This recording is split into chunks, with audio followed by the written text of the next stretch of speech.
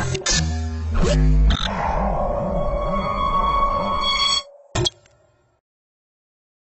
everybody, I'm Christopher Green. You're watching AMTV Alternative Media Television. We are at LPAC 2013, meeting Ben Swann for the very first time. Ben, great to meet you in person. Great to have you here. Likewise. Love the work that you guys are doing, by the way. You guys do outstanding stuff. We were talking about alternative media right now and kind of the explosion of that, and you guys are a big part of it. So congratulations on what you guys are doing. Well, thank you very much. We know that you came from Fox. What got you motivated to get involved in the alternative media? You know, I think what I started to see was this whole mainstream model is kind of falling apart in that, you know, the internet, thanks to streaming sites, thanks to social media, there's this explosion now of opportunity to get information to people on different platforms. And a lot of the mainstream media is really behind on that. They're failing to catch up. And so, you know, it was less of an issue. A lot of people have asked me if it was an issue of being pushed out. Not at all. The station I was at really wanted me to stay there, but it was more of an opportunity to say, well, let's step out and see what we can do to really talk about things people are interested in, not just the car crashes and house fires that dominate, you know, local TV, but to really talk about some of these big, very important issues. So that was what kind of inspired it. That's what got us into it. Very good. Now, I was watching the clip with President Obama when you asked him about the National Defense Authorization Act. Right. What was that experience like?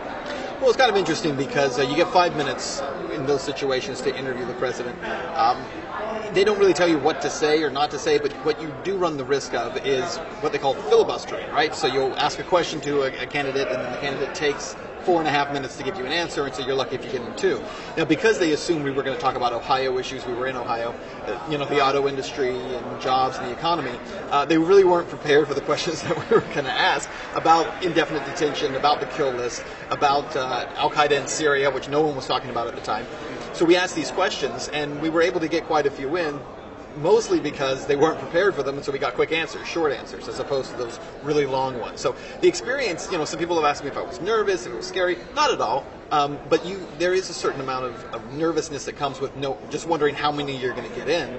Unfortunately, you don't really have time for follow-ups in those situations, unless you only want to talk about one thing. So, you know, it was a little bit nerve-wracking just knowing there's a clock running and you got to get in as many as you can. Yeah, so tell us about Syria. I mean, this has been a hot topic. We've done dozens of videos on it. I haven't really seen the evidence proving that Assad's responsible for chemical weapons. I know that he's kind of, you know, acquiesced here recently. He's been interviewed. He just appeared on Fox. You know, what's Charlie your view? Rose, I think, talked to him as well. Yes. So, I mean, what's your view? I mean, is there evidence to support chemical weapons use? You know, should we be in Syria? Should we not be in Syria?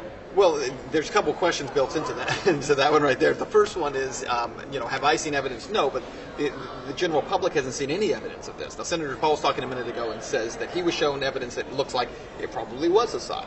All right, but the public has not been shown that. Now, this is not an American national security issue. So if you're asking the American people to send our sons and daughters, brothers and sisters, fathers and mothers off to war again, if you're asking us to invest this, you know, financial support of this war effort, then show us evidence of it. There's no reason to say, well, this is national security, we can't share this with you. That's ridiculous. But beyond that, you know, even though some people, like the senator said, that he's seen evidence of it, we also know in alternative media and in the general public that, for instance, Al-Qaeda in Syria, which is al-Nusra Front, has sarin gas. We know that Turkish officials caught them with 2 kilos of sarin gas May 31st of this year. So there is no question they also have that. Do we know for a fact where this is coming from? We don't. And when someone like Secretary of State John Kerry stands up and says that based on YouTube videos that he's seen, he knows it's Assad, that's not going to convince the public. Yeah, isn't that strange? They discredit YouTube videos now for the major issues here in the States, but when it becomes convenient, right, they're using it and presenting it as evidence to the American people. Right. It seems pretty ridiculous. Second Amendment, this is LPAC. This is, you know, a liberty fest. Most people here are pro-Second Amendment, as we are. We've had all these mass murders, all these killings, Sandy Hook. Now we had a recent killing spree at a high-secure facility 4 blocks from the White House in the Naval Yard. That's right. You know, what's your view? Is there a way we can stop these, you know, senseless violence, the senseless killings? What's your view on gun control? Well, I think the gun control issue is a red herring. First of all, when we talk about the Second Amendment, the U.S. Constitution is really not ambiguous at all. It's very clear as to what the founders and framers meant and what they wanted, which is that every American has the right to keep and bear arms. It's for the security of a free state. So it's certainly the right of people to have these. Now, some people will say, and we'll talk about this tonight, but some people will say, well, listen, the founders and framers could never have imagined a time when we would have had these kinds of weapons. Therefore, they're not acceptable today. But that argument doesn't work, and we'll talk about that. But more importantly, look, if we talk about Sandy Hook, we talk about the Aurora, Colorado shooting, we talk about this one at the Naval Yard, all these different places where we see these mass shootings also happen to be areas where guns are not allowed.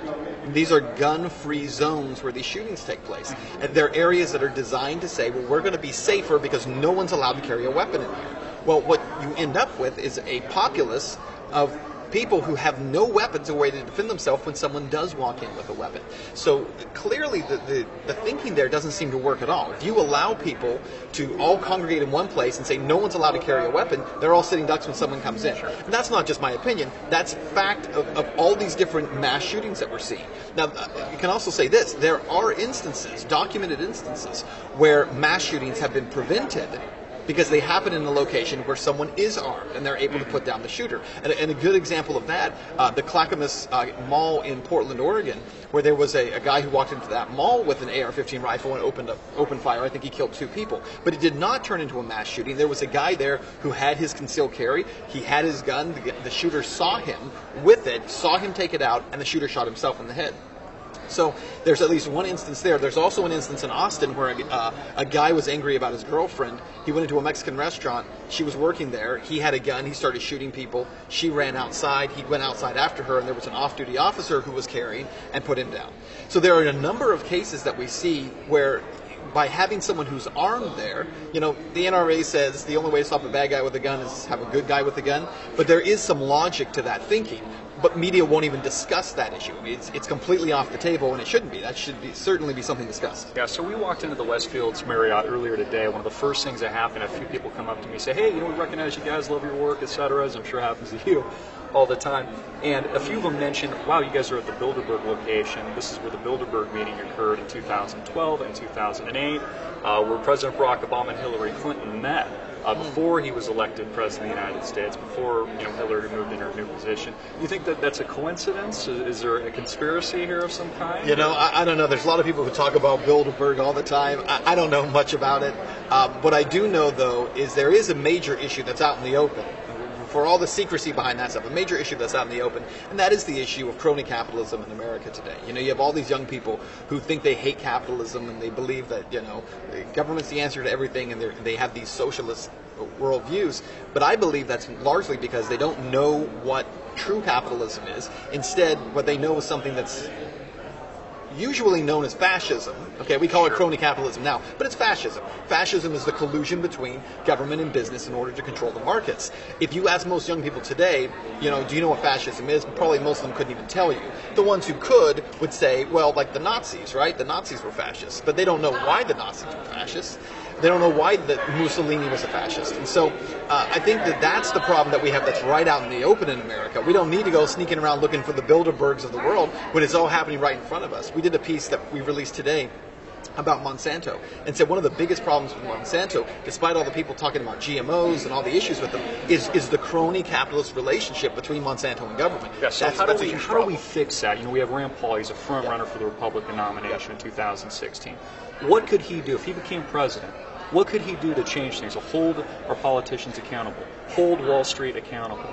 Many people, many Americans view this as an upside-down Ponzi scheme. Right. Ben Bernanke just came out, I believe it was yesterday. Yeah. We're still easing. That's right. It's been 5 years. That's not enough. We're hitting all-time highs in the Dow. This is incredible. Yeah. So, what should we be doing in Washington to change things? Well, I think before we get to Washington, again, we're going to talk about this tonight, but I think before we get to Washington, because you're raising a great point, if you get a President Paul, if you get, the Congress with liberty-minded people filling it up, the halls of the Senate, that's great. The problem is, how much are you really going to change? You're going to change some things, but where we really have to start creating change is on a local level. So let's start with county commissions, and let's start with police departments, and let's start with state legislatures. And if we can start to break the crony system there, and we can break the infringement on individual and constitutional rights there, then we can watch that kind of rise up through the ranks and all the way up into Washington. That's where the change happens. I mean, if you don't change the local level, and by the way, that's where, as a voter, you have the most power, is on a local level. If you don't change things there, then there's no reason to be a part of Campaign for Liberty. There's no reason to be a part of these big ideas, because the real change happens down on a local level. And by the way, progressives know that. That's why we have Common Core working through the school districts. That's why you have Agenda 21 being implemented on a local level, because they know that's where the change happens. So you launched BenSwann.com. Yes. Tell us what's next.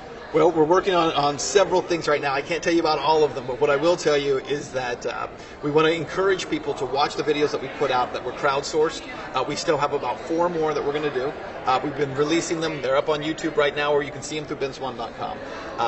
One thing we're trying to do is kind of reshape what it looks like to talk about things that are taboo in the culture, and do it from a news perspective.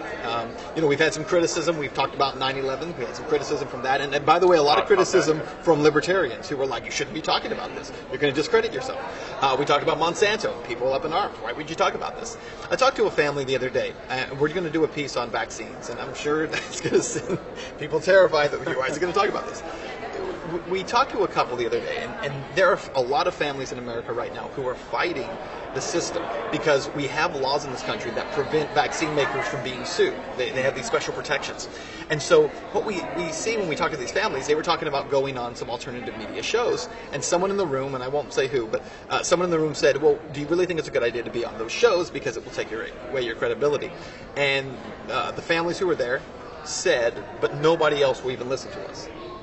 Yeah. And I thought, you know what? And that's why we're doing what we're doing. That's such a big part of the issue, I think, because raising the credibility of the alternative media, That's right. and just of the media in general, is a big sticking point, because they want to discredit Ben Swann. Absolutely. They want to discredit AMTV. That's right. They want to make us irrelevant. But what we're seeing is this is media demanded by the people. That's right. And the people are voting. Not just with their viewership, but also, just with their general support. That's right. As we've seen it from a grassroots level with Ron Paul and all the activism they've done through the years. So, no, you're absolutely right. And it's, if we do not change the view of alternative media, and so that people start to see it as credible, and I'm talking about mainstream viewers see it as credible. If we don't do that, we're always going to be the fringe people. And so, unfortunately, it's painful. It's painful to go through that process. It's painful to be smeared. And we did an event in Minnesota, and there's a group in Minnesota that is immediately trying to smear every single Liberty candidate who was part of our event, who was there in attendance, saying, well, these people support 9/11 truthers. And so there's like all this smear that's hitting them. We're looking at maybe launching an organization called Above the Smear that's going to work to force candidates to talk about issues instead of just smearing each other with labels. But I think, as alternative media, that we have to talk about these issues. We have to do it in a responsible way. We can't, shout at people and frighten them. But we have to be able to get into these issues. You can't just ignore them and say, well, I want people to take me seriously, so I won't even talk about these things. Because if we do that, then there's no need for us. Exactly. So it's really raising the bar of media in general, because the alternative media is merging. That's right. With the mainstream media. Absolutely, absolutely. And what we want to also do is support folks like yourself, folks who are out there doing really good stuff, and then help to, draw that attention. And by the way, one of the things we'll talk about tonight also is about Syria. I think alternative media, social media, we're winning this fight. Liberty is rising in America. The people they don't support the war. Right. And but that's not because of mainstream media. No, it's not. Yeah. Well, awesome. Ben Swann, Fighting the War for Liberty, is going to speak in a moment. Great to have you here. Great to meet you in person. Likewise. Finally. Yeah. BenSwann.com, AMTVmedia.com. This kind of sounds like a partnership made in heaven. Sounds good. All right. Sounds good. Thanks a lot. Really nice to